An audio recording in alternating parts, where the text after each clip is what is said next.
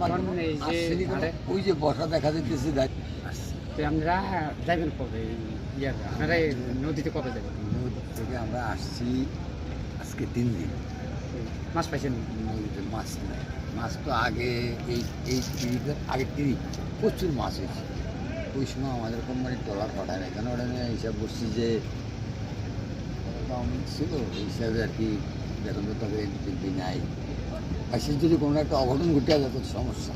আর এগুলো তো 1 টাকা 2 টাকার মাল, কাঠ দিয়ে বানান না, দেখতেছেন আর কি যেরকম এটা এখন বর্তমানে 2 কোটিতে সম্পদ হতে পারে। খালি একটি ট্রলারটার উপরে 2 কোটি দিয়ে লাগবে। মাছের দাম কিরকম মাছের দাম প্রচুর, কিন্তু মাছ পাইনি। আমরা বেশি 4,40,000 টাকার মাছ দিচ্ছি। আমাদের বাজারও আছে 5 লক্ষ টাকার উপরে। একটা ট্রলার সাগরে বাড়িতে নিম্নে 5 লাখ টাকা বাজার।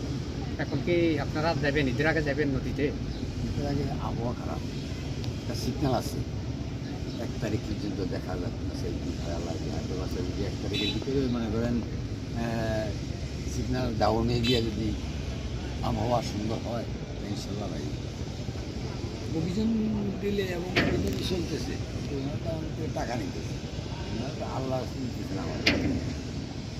মানে এই তলাগুলোর থেকে এক একটা তলাতে 70,000 টাকা নেয়।